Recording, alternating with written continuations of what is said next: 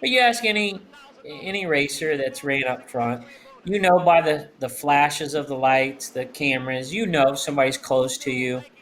You can see the reaction. Cameraman down, they don't realize it, but they tell us a lot what's going on in the race, of how intense they're getting, flashing over to you, paying attention.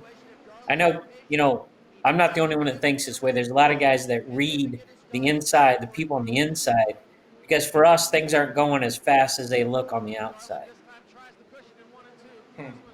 That's fascinating to me.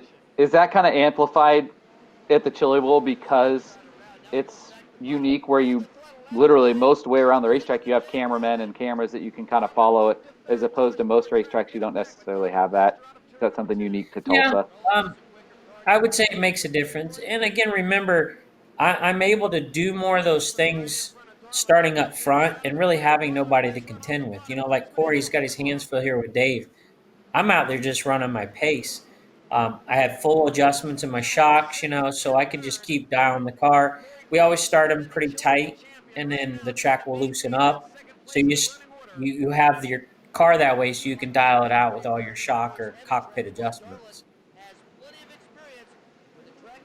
Are you touching that much during the race? Yeah, I mean, back then, we used to have 5 rounds of adjustment. So you would try to do as much as you could and kind of build the shocks accordingly to how much range you needed them to change. Okay.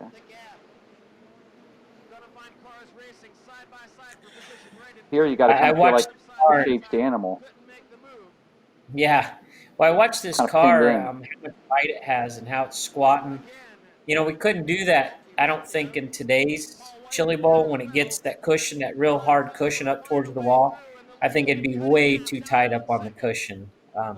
But for this race, where we could run and kind of all over the place, it was perfect.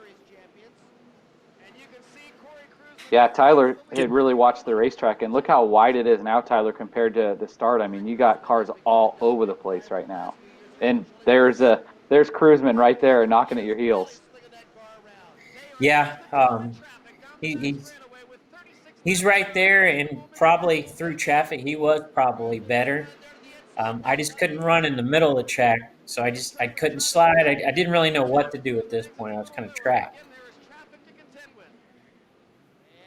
is Cruiseman running like a smaller left front tire? Yeah, so that was the era that they. I think one year in practice they tried to do like a ski on there, and they kind of shut them down. So they just had It's like a Weld, I think it was, bicycle on the tire or real light. something. Yep. No, Weld built it. It's kind of like a motorcycle tire, like a real small motorcycle tire, but it's got the hub built into it. Do you think it would make the car do anything different? I look at it though, and it feel like the left front's off the ground a lot on that car. Yeah, the whole car is kind of off the ground. It's a very light car. It was light in the front end.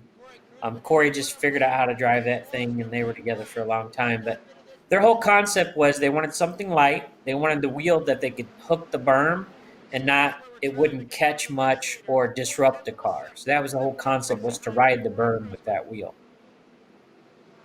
Hmm. Well, he's ripping the top right there. But getting through lap traffic here, are you basically just picking like which car you think is going to be faster, like at a split second going down the straightaways? Yeah, you're trying. Like that number 3 was Brandon Welty. Wilkies and I, we ran a lot up at Sun Prairie. So I knew a guy like that if I showed him his nose, he knew I'd be the leader. He would be nice enough to kind of let me go. So you know how you can race certain guys. So you try to pick a lane like that. It was a better option for you.